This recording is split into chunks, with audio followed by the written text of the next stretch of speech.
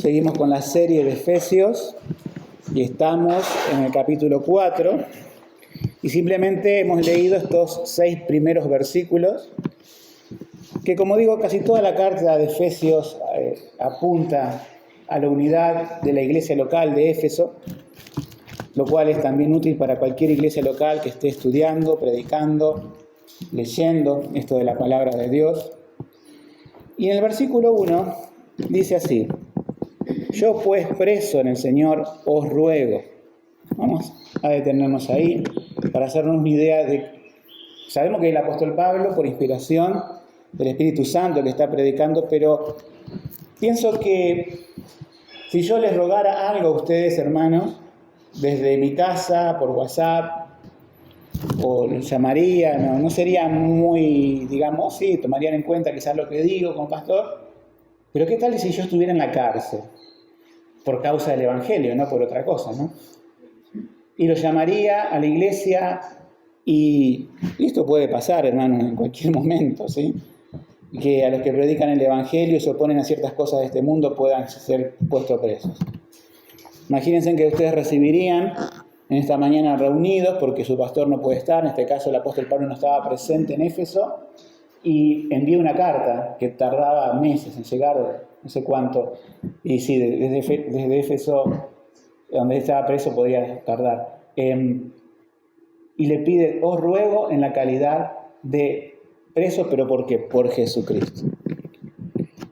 Es ahí cuando nosotros, al recibir también esta carta a través de los siglos, el Señor está rogando a la iglesia, a su iglesia, en este caso a la Iglesia Cristiana Bíblica Rosario, por medio de su palabra, desde una persona que está preso por el Evangelio, que no tiene la libertad de ocupar un púlpito, que no tiene la libertad de visitar ni de hacer discipulados, sino que esas prisiones, las de ahora, son un lujo, y yo sé que viven mal hoy los presos. Lamentablemente, la superpoblación carcelaria hace que eso suceda, pero en aquel tiempo eran mucho peores. No había derechos humanos que valgan. Así que el apóstol Pablo, en lugar de compadecerse de él mismo, fue un lugar, la cárcel, para escribir más cartas a las iglesias. Y teniendo presente la situación de la iglesia, porque él la fundó la iglesia, y él la conocía muy bien, a la iglesia en Éfeso. Entonces le pide a estos hermanos, le ruego. Y con ese ruego que nos hace la palabra de Dios, recibamos en esta mañana estas palabras que vamos a predicar, ¿sí? ¿Qué es lo que ruega? Todo lo que viene ahora a continuación. Ruego que andéis como es digno de la vocación con que fuisteis llamados. En el idioma original de la Biblia hay casi como un juego de palabras, podría ser con el llamamiento con que fuisteis llamados, pero acá también se puede traducir la palabra como vocación. Llamamiento y vocación son, en cierta manera, sinónimos, ¿sí? Entonces, lo que está diciendo la palabra del Señor, Dios, por medio del apóstol Pablo, el Espíritu Santo, está diciendo, hermanos, ustedes tienen que vivir la vida, esta vida, con la vocación o el llamamiento que el Señor les hizo. Entonces, antes de dar todo por asumido, yo tengo que preguntar, ¿cada uno está seguro que tiene un llamamiento del Señor para salvación? Para salvación. Es muy notorio que cuando Cristo llamó a sus discípulos, ¿sí?, ninguno le dijo que no. ¿A ustedes recuerdan alguno que le haya dicho, por ejemplo, dejen sus redes de pescadores y vengan que les voy a hacer pescadores de hombres? Fue a Pedro y Andrés. ¿Ustedes ven una negativa? O también los hijos de Zebedeo, Juan y Jacobo, también lo siguieron. O Mateo, que estaba en una especie de banco de los tributos públicos y dice, sígueme, y deja todo y lo sigue al Señor. Y así a cada uno que fue llamando, ninguno le dijo que no. Por eso cuando te pregunto si has tenido un llamamiento del Señor, es porque este llamamiento parte de Él. Y el llamamiento, en este caso que el Señor no está presente como estuvo presente para llamar a sus discípulos, los hace por medio del Evangelio, por medio de la predicación de otra persona. por medio también de una predicación general como tenemos en esta mañana, o por medio de una predicación personal como puede tener cualquiera de ustedes en una charla. El Señor es el que te busca y te llama.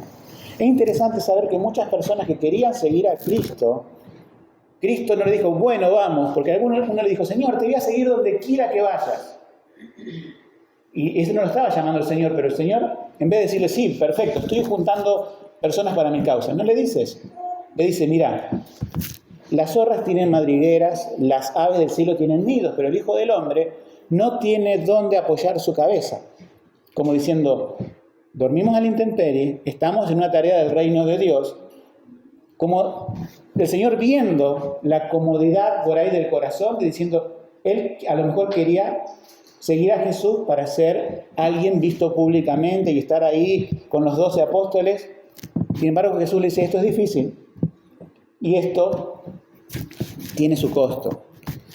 Otro dijo algo muy sensato, que podemos nosotros opinar como sensato, diciendo, Señor, murió un familiar, un padre, tengo que ir a enterrarlo.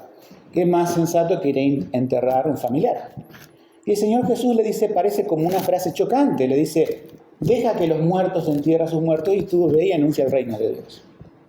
También haciéndole una aclaración a esa persona, si bien es un caso muy especial, el Señor no es que quisiera que si uno se muere un familiar no tengamos un sepelio, ¿sí? No es esa la intención, sino que quedó en la Escritura para mostrarnos a aquellas personas que interponen un montón de cosas familiares antes que Cristo, antes que seguirlo a Él, ¿sí? Y otros que imponen o ponen delante un montón de comodidades antes de seguir al Señor. Lo cierto es que cuando Él llama, vas a dejar tus comodidades y tus prioridades van a pasar a ser Él, más que tus amigos, amistades. El que no ama padre, madre, hijo, hija, más que a mí, no es digno de mí. Uno dice, ¿el Señor quiere que despreciemos y nos olvidemos de nuestros familiares? La respuesta es no. Pero Él, como Dios que es, quiere tener el primer lugar. A veces me preguntan, personas, por ejemplo, que uno es creyente, está miembro de una iglesia, y a lo mejor la esposa o el esposo no es creyente y no quiere que vaya a la iglesia. Me preguntan, ¿qué debo hacer? ¿Qué debo hacer? La Biblia dice que tengo que estar sujeto a mi esposo, diría una mujer, y no me gustaría dejar a otro a mi esposo, diría un hombre. Pero ¿qué dice la palabra de Dios? Dios está por encima de todos, por encima de la familia y por encima del Estado, en ese orden. Entonces, cuando cualquier persona contraría los principios de Dios, tu lealtad es con tu Dios, tu lealtad es con Cristo. Entonces, la Biblia nos dice que caminemos, cuando dice andar, andéis como es digno, esa palabra andar, en sentido figurado es caminar, pero es vivir, ¿sí? Podríamos decir también, sin alterar la traducción, vivan una vida digna del llamamiento de Dios.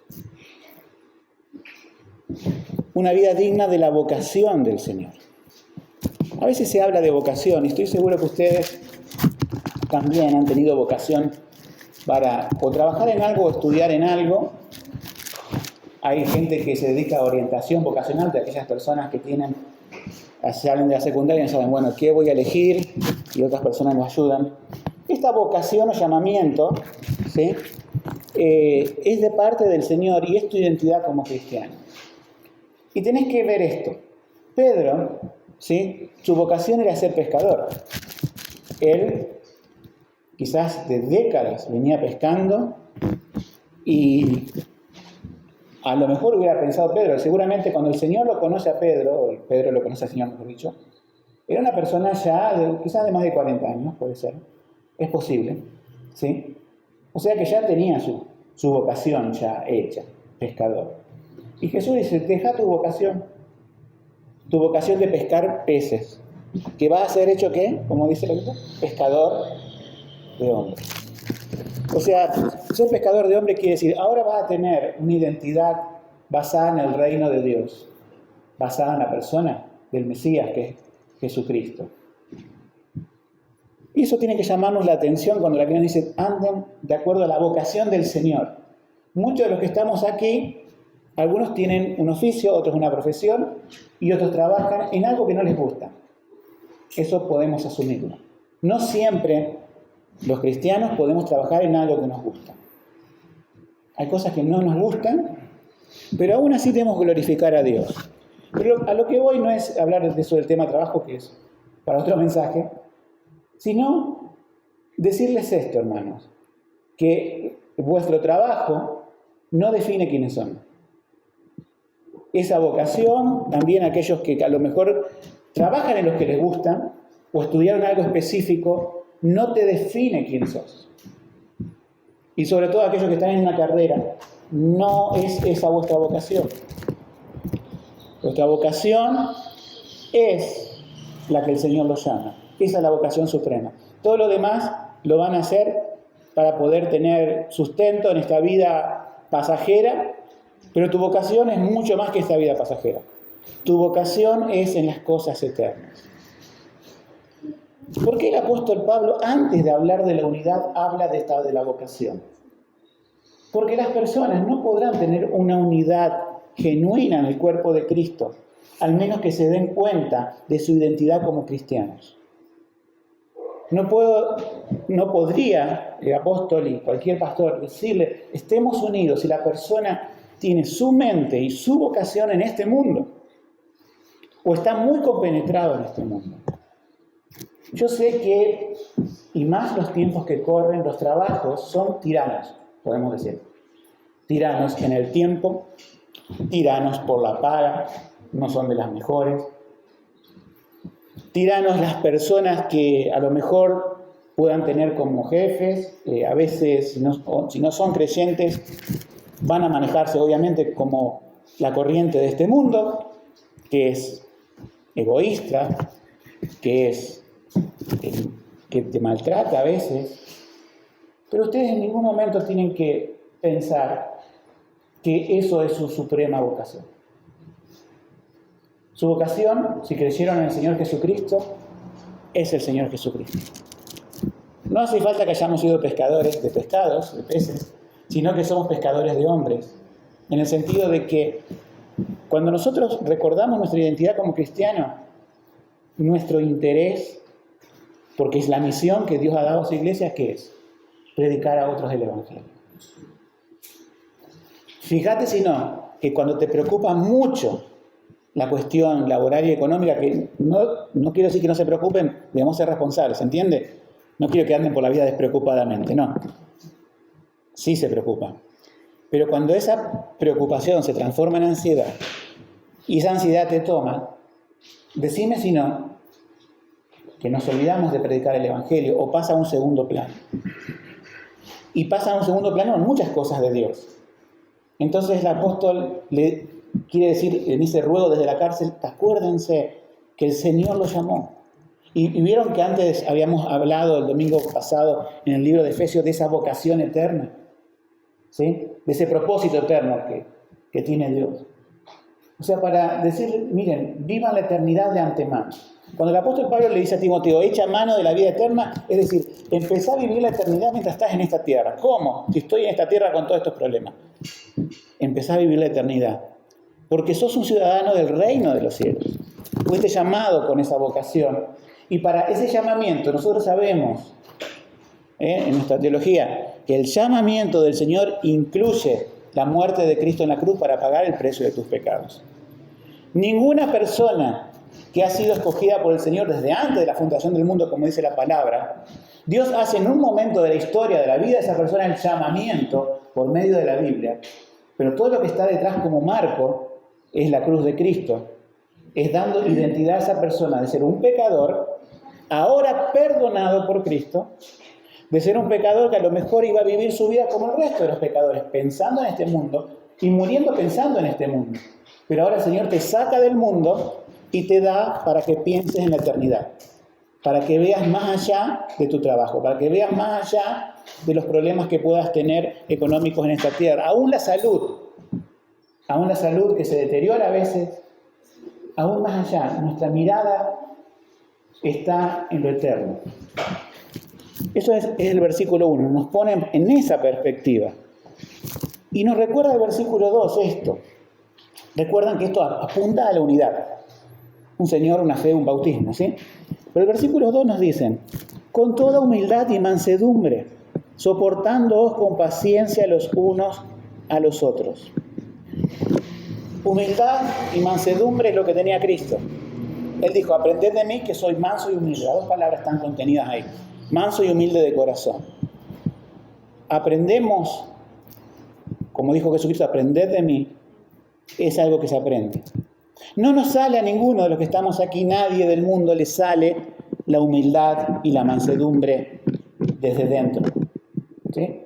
Al menos que el Señor ponga a través de su Espíritu Santo estas cualidades.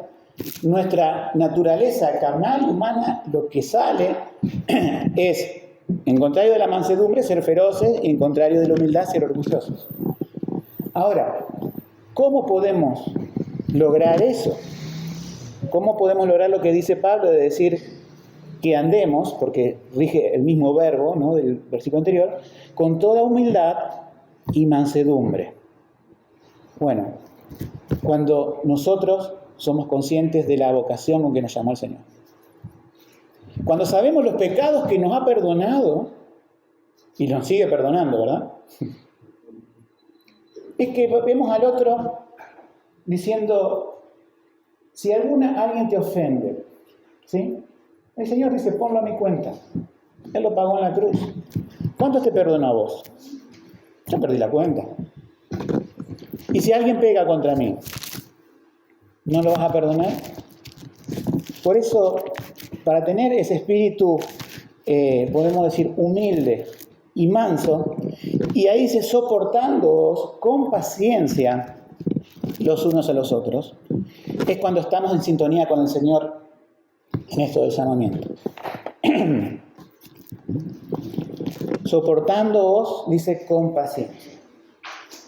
La iglesia es para soportar, no el pecado en el sentido de consentirlo, ¿sí?, pero sí de perdonar las ofensas. Porque a veces hay un falso dilema. Hay un falso dilema en esto de qué es lo que yo soporto o... A ver, podemos buscar un sinónimo de la palabra soportar. A veces nosotros decimos no te soporto y lo buscamos en ese sentido. Soportar quiere decir, en este caso bíblicamente, es estar con el hermano, ¿sí?, por así decirlo, no recriminándole, por así decirlo, algo que haya hecho contra uno, sino de poder soportar, poder pasar por alto la ofensa. Lo que no quiere decir es que con esto de que hay que soportarse unos a otros, vamos a ver a alguien en pecado y no lo vamos a exhortar. Porque si no, nos convertiríamos en una iglesia hipócrita que no combate el pecado. ¿Por qué se trata de sacar el pecado a la luz? En el sentido de que si hay un pecado en un hermano, yo tengo que ir a hablar con el hermano. Hermana, ¿no es cierto? Yo veo un pecado, personalmente, no llamo al pastor, todavía. Voy y hablo con ese hermano y con esa hermana. ¿Por qué? Porque tenemos que ser dignos con la vocación que somos llamados, porque tenemos que representar a Jesús como cuerpo. Y cuando el pecado se tolera, no es que somos, porque muchos que se creen más buenitos porque toleran el pecado. Y otra persona dice, no, pero el amor va a tapar la multitud de pecados, y utilizan más los versículos bíblicos. Nosotros vamos y hablamos para que seáis sanos en la fe, dice la palabra de Dios, para que el hermano o la hermana pueda corregir sus cosas.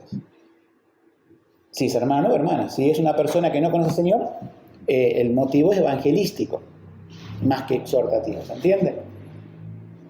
Pero debemos hacerlo en caso de los hermanos, que lo que se refiere a este versículo, ¿sí?, es con paciencia. Y los unos a los otros, no dice simplemente un grupo de personas que esté a cargo de esto, sino unos con otros. Cuando tenemos una identidad en Cristo, cuando el Señor va por lo menos cambiando algo nosotros de humildad y mansedumbre y de tolerancia con los demás, ahí sí podemos ir al versículo 3, que es el que más se usa para la unidad de la iglesia, que dice, solícitos en guardar la unidad del Espíritu en el vínculo de la paz. Yo sé que este versículo a veces se utiliza, y yo lo he utilizado, ¿no?, para saludar a una iglesia, saludar a unos hermanos en otros lugares, acá. Hermanos, tenemos que estar solícitos, estar atentos a guardar la unidad en el vínculo de la paz, pero no cualquier unidad, ¿sí? Acá dice la unidad del Espíritu. Y fíjense en que, bueno, si bien en el original no hay ni mayúscula ni minúscula, por interpretación, ¿cómo está ese Espíritu? En mayúscula. O sea que nuestra unidad no se basa en una cuestión política. Políticamente correcto, ¿vieron cómo se dice hoy? Si alguien peca, no, vamos a tratar de que no decirle nada, ya el Señor le va a hablar, o si hay problemas no los tratamos. Cada uno tiene la obligación moral delante del Señor de tratar cualquier pecado, cualquier problema con un hermano. No solamente yo, como pastor. Entonces, dice solícitos en plural porque se supone que cada uno de ustedes tiene que estar pronto para buscar la unidad. Y ¿saben qué? La santidad trae la unidad. El pecado no la trae. Entonces, hablamos y nos preocupamos. Hay formas de denunciar el pecado. Hay formas de corregir el pecado. ¿Sí? Cuando vamos por primera vez con un hermano, una hermana que vemos que está en un pecado, quizás por ignorancia, quizás porque no lo sabe, tenemos que ir tiernamente. ¿Sí? El tema, que sería otro tema, es la disciplina. Cuando ya la persona reincide, que tenemos que ir con otras personas a hablar, y después, por último, la congregación, ahí es otra cosa. Pero el solícitos en guardar la unidad en el vínculo de la paz es poder estar cada uno de nosotros atentos. Y una de las formas de guardar la unidad es venir a las reuniones. Ahora tenemos esta limitación. Ahora puede haber personas con riesgos de los cuales yo le digo, elijan cómo estar. Si quieren quedarse, pueden quedarse. No es obligatorio venir para personas como yo. Pero si vamos al caso, ¿no es cierto? En la antigüedad había más riesgos que lo que tenemos ahora. La iglesia primitiva, ustedes han seguido algunos de la serie del estudio La persecución de la iglesia. ¿Qué riesgo había de reunirse? Nada que ver con ese coronavirus. Te mataban, te metían en la cárcel, te confiscaban tus casas, te llevaban tu familia. Bueno, cada cual es libre de eso. Pero una de las formas, haciendo abstracción por un momento de la pandemia, que siempre ha tenido la iglesia a través de los siglos, la unidad se demuestra asistiendo. Ninguna persona desde fuera de la unidad puede reclamar cosas en cuanto a la unidad o en cuanto a asistencia o en cuanto a un montón de cosas. Si la persona hace eso, se equivoca de la forma que está viendo la iglesia del Nuevo Testamento y la Biblia. El asistir cuando se puede, como digo, haciendo abstracción de esto de la pandemia, como si no asistiera, es la primera forma que guarda el creyente de una iglesia para la unidad. ¿Sí? Pero no es la única. Me gustaría también que en la semana, como siempre decimos, las personas se puedan mensajear y también puedan compartir algún café hoy. Eso sí se puede hoy, ¿vieron? No podemos hacer reuniones familiares por ahora. No sé si mañana, el lunes, que creo que va a ser un día de decir esto sí o no, pero, o sea, ni familiar ni afectiva. Pero, ¿por qué ahora que va a hacer calor y que esta semana hay buen pronóstico, no encontrarse con alguien en un parque para minimizar cualquier riesgo y charlar del Señor? ¿Sí? O un par de personas, lo que quieran. Lo bueno es, y lo que siempre insto, alguno me pregunta, pastor, ¿sería buena idea que me reúna con un hermano? Sí, le digo yo siempre. Ahora en el tiempo de protocolos, con los protocolos, ahora no hay reunión efectiva, sería en un parque. Se pueden encontrar 2 personas, 3, a charlar del Señor. Los cafés también son lugares para encontrarse. Parece una locura, ¿no? Lo que estoy diciendo. Nadie se iba a imaginar que esto iba a pasar así en este año, pero es así. No queda otra, ¿no? Decir, en vez de venir a mi casa, vamos a un café. Bueno, pero la cuestión me entiende, ¿no? Solícitos en guardar la unidad quiere decir no solamente venir a las reuniones, sino también estar preocupados. Eso yo como pastor lo valoro muchísimo. Lo valoro porque es bíblico. Yo me doy cuenta, cuando alguien va a ser miembro de la iglesia, tiene que vivir pensando como un miembro ya. No esperar a ser miembro o sea, preocuparse por otro. Yo me doy cuenta cuando una persona se preocupa por otro. puede pasar que a veces las personas pasan una etapa espiritual muy mala que se preocupan por sí mismos. Pero una persona que siempre se preocupa por sí mismo y no por otros, no sé si está llamado por Dios. Porque Dios, cuando pone este sentir, y esto es importante, ¿sí? Dios te pone el sentir de familia espiritual. Yo no la tengo que convencer a mis hijas, ¿sí? La más chiquita, de decir, come hoy con nosotros porque somos tu familia. No, me voy a ir a comer con alguien del 8º piso. No hace eso. Es su familia. Yo no le tengo que explicar, no le tengo que enseñar lo que es la familia porque vive en una familia. Lo mismo pasa con el creyente. Cuando una persona es creyente, va a buscar estar con su familia. Si yo tengo que convencer a una persona para que esté su familia, y esto me ha costado muchos errores en el pasado, de tratar de mantener artificialmente, como que agarro un fruto y lo ato a un árbol y digo, mira, el árbol dio ese fruto, y no, lo até yo con una piola. Y yo tengo que convencer a alguien continuamente de que tenés una familia. Quizás no tiene esa persona el sentido de que Dios es un padre, ni conoce la vocación con que la llamó el Señor, o no tiene un llamamiento. Entonces, para estar solícitos en guardar la unidad, también hay una tendencia natural de la persona de buscar estar con los que son de la fe en Cristo Jesús. Y si una persona, por alguna razón, digo, no me gusta esta iglesia porque yo estoy acostumbrado a esto, y digo, perfecto, pero la voluntad de Dios es que vos te congregues. ¿Querés que te haga alguna charla, si yo lo conozco a otro pastor, que vayas a otra iglesia? Pero congregate. Pero andá. Porque, ¿cómo vas a cumplir este mandamiento? Solícito en guardar el vínculo de la unidad, guardar la unidad de la iglesia en el vínculo de la paz. Si no tenés iglesia. No tenés razones para guardar algo que no tenés. Pero fíjate cómo dice el versículo 4. Y acá está bien claro, más claro todavía. Se va aclarando el pensamiento. Dice, un espíritu, un cuerpo y un espíritu. ¿Y ese espíritu cómo está? Con mayúscula. ¿Sí? Hay un Dios, hay un Salvador, ¿no? Hay un espíritu.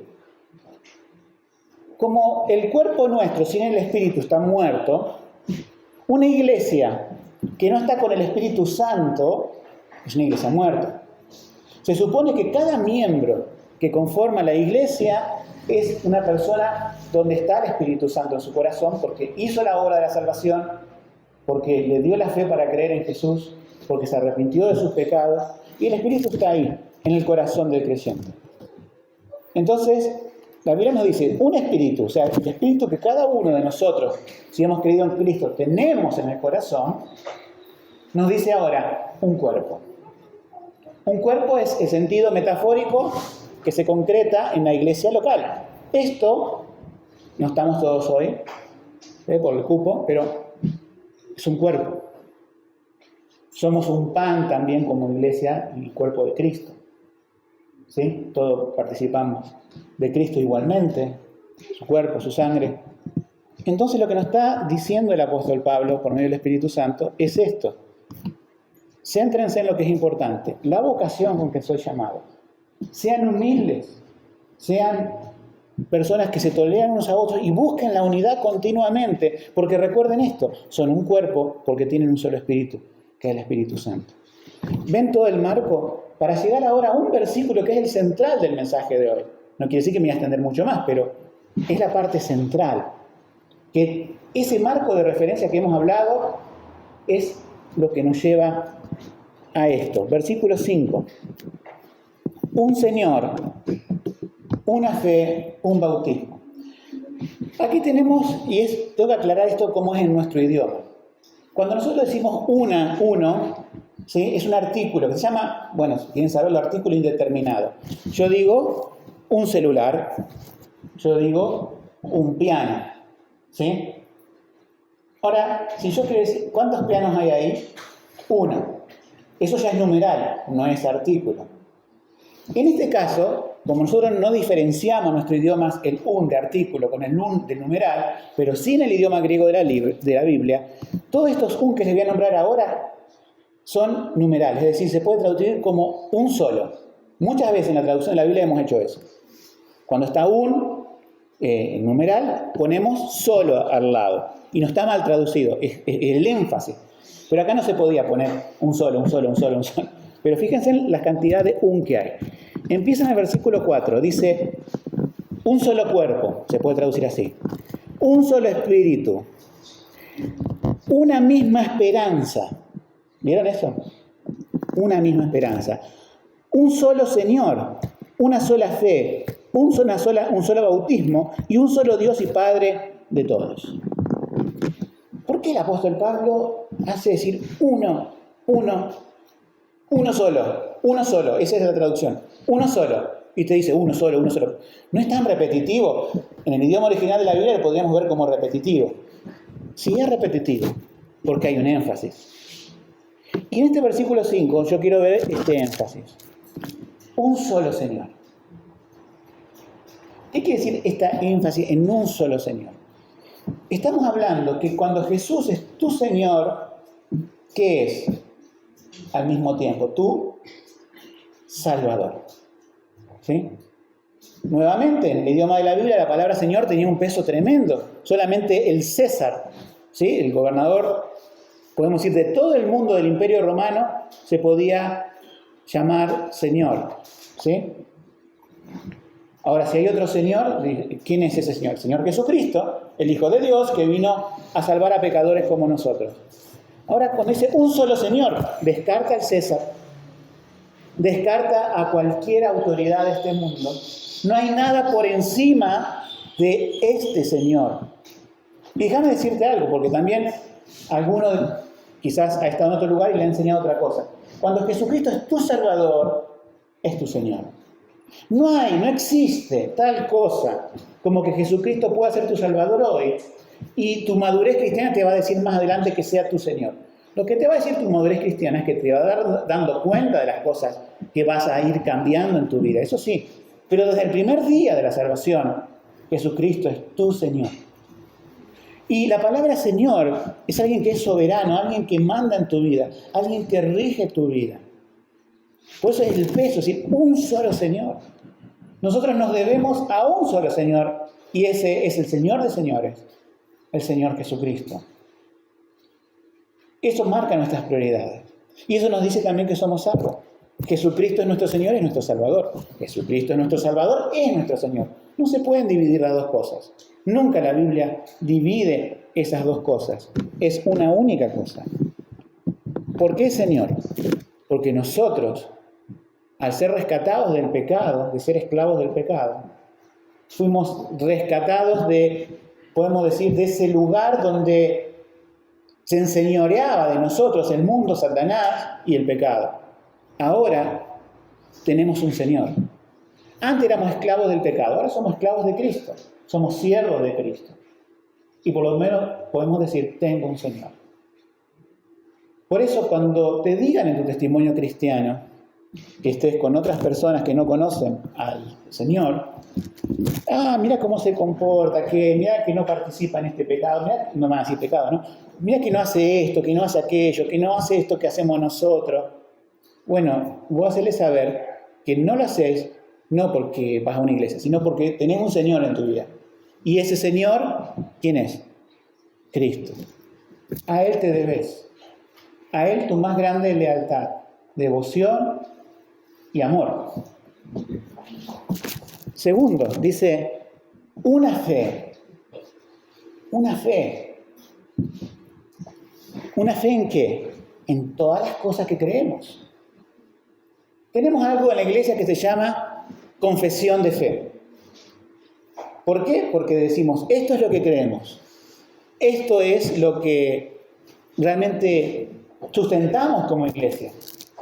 Ahora, si no tuviéramos una fe para decir, estamos de acuerdo en esto en la palabra, cada cual podría tener una fe en cuanto a diferentes cosas, y eso realmente sería un lío. Para que exista una iglesia donde cada cual cree lo que quiere, no se predica la Biblia, porque la Biblia traería confusión. Porque la Biblia te obliga a tener una fe en determinadas cosas. Estamos hablando de cosas importantes como la salvación, la persona de Dios, doctrinas, así, la palabra de Dios, etc. ¿Sí? Entonces, tenemos un Señor, una fe Y la tercera y última es un bautismo. Yo creo que acá el apóstol Pablo no estaba pensando en que en el futuro iba a haber una diferencia entre algunos creyentes cómo es la forma de bautismo. No creo que estaba pensando en eso. Estaba hablando, más que nada, de ese bautismo, sí, en agua, pero que se identifica con una cuestión espiritual. ¿Por qué las personas se bautizan? Yo sé que muchos de ustedes ya lo saben, pero hay algunas personas nuevas que tienen que saberlo. ¿Por qué se bautizan las personas? Para identificarse con un cuerpo de Cristo, para decir, Jesucristo es mi Salvador y esto es lo que hizo en mí. Yo muero al mundo, como me sumerjo en el agua, muero al mundo, salgo del agua, resucito una nueva vida en Cristo y soy una nueva persona. Eso es el bautismo. El bautismo habla de la conversión. Cuando Juan el Bautista predicaba, arrepiéntanse, se bautizaba la gente. En el cristianismo, cuando ya está hecha la iglesia, el bautismo es un testimonio que viene después de la conversión, para decir, soy salvo, y lo muestro por medio de este mandato bíblico. Para terminar con el versículo 6, ya vimos un Señor, una fe, un bautismo, un Dios y Padre de todos, quien es sobre todas las cosas y por todas las cosas, y termina diciendo, y en todos vosotros, en todos ustedes. ¿Sí? Entonces, para terminar la idea de este pasaje de la Escritura que hemos predicado en esta mañana, ¿sí? El Señor nos llama a la unidad de la iglesia. Una unidad, ¿sí?, que sea fiel al Señor, una unidad que sea preocupada por las cosas del Señor. Que el Señor pueda bendecirnos y que podamos buscar esta unidad y también esta calidad espiritual que nos invita la Biblia en toda esta semana.